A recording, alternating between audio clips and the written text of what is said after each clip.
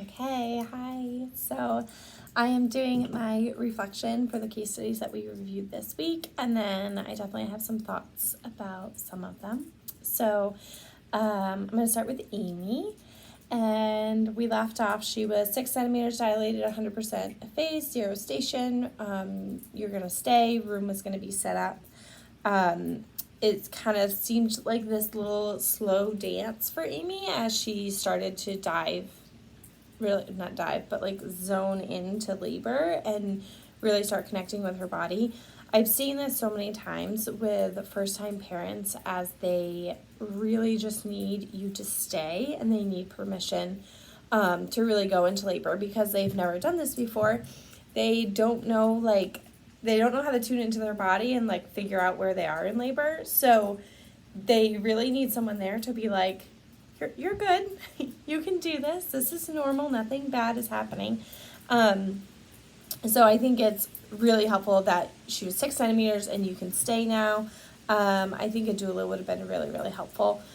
But yes, I think that there's always a lot of they're just very anxious as first-time parents. So yeah, I don't know if I have a ton more to say about her.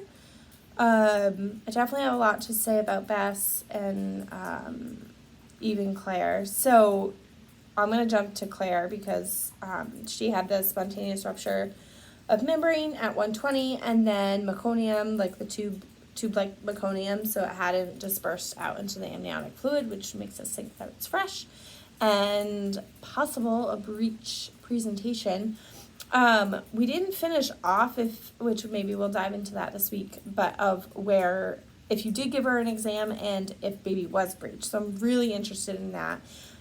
We recently had a surprise breech birth, which was really exciting and also kind of terrifying. So, my preceptor was there and the nurse midwife that we work with, and I was there. Genji, I'm just going to say their names because it's easier to say, and they're happy for me to use their names.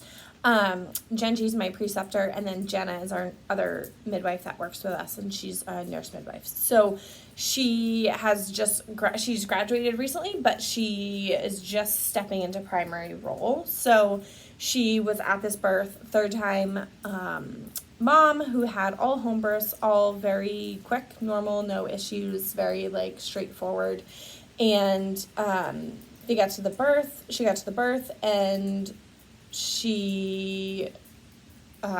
my preceptor Genji was there, we were all there, and she started pushing. And when a third time mom starts pushing who's had, 2 previous home births, we're pretty much okay, the baby's coming, where's the baby? So she's pushing and pushing for a little bit, and we couldn't really figure out what was going on. So finally Jenna was I'm just gonna check you, and went, I think she just put her hand like this. I don't think she fully did an exam, and it was just very squishy, and she was okay, I'm not really sure what's going on here.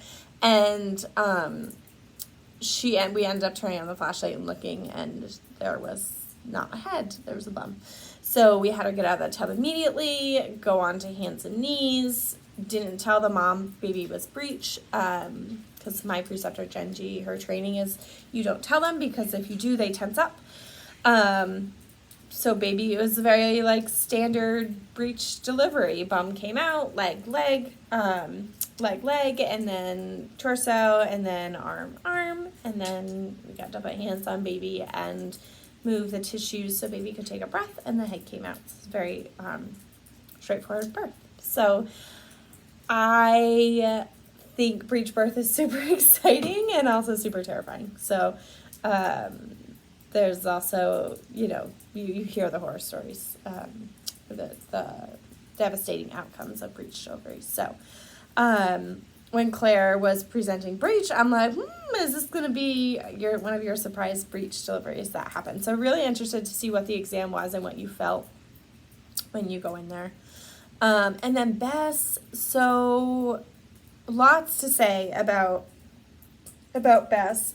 She, is 8 centimeters, 100%, 0 station, but her kids are around, and we see this all the time. I've definitely been to births where we're like, so what time do your kids take a nap? Because we're like, baby's gonna be born at 12. If it's, kids go down at 12, baby's gonna be born at 12:30. So there's definitely that thing where moms just like, they only can focus on being a mom. They can either focus on being a mom or can focus on delivering a baby. So I think it would have been really important prenatally to say, what's the plan with the kids? Where are the kids going? Are you planning on having the kids around? And if the kids are super distracting and you can't get in the zone, what's the plan? We like to have like plan A, B, C, D, E, because there's so many situations where like the people that were going to take them got sick. They're just sleeping and there doesn't really need to be a plan. So there's a lot of situations where I sympathize a lot with Bess and what was happening. Because it's really hard to get in the zone when you have someone asking you for applesauce and cookies. I can tell you that right now.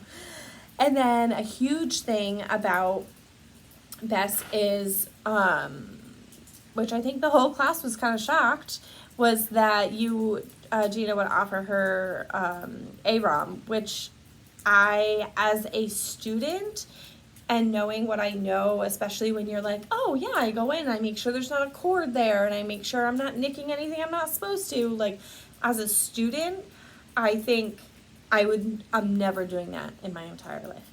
Now, watching my preceptor, I'm like, hey, Genji, you go and break that bag of water. Like, this is great. This is gonna move things along.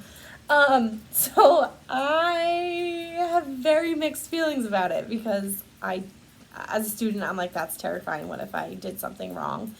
And as my preceptor, who I have tons of faith in, I'm like, yes, let's go. Let's do this. Let's get things moving along. So yeah, that's my thought on that. And I was going to say one other thing. I lost my train of thought. What was I going to say? About rupturing bags of water. I can't remember. Okay, yeah, so that's my summary. I think for the summaries this week, we're kind of in like this in-between phase of like things are moving along, but we're kind of all waiting to see what's going to happen and our input on all of it. So yeah, super exciting. Okay, I think that's all I got.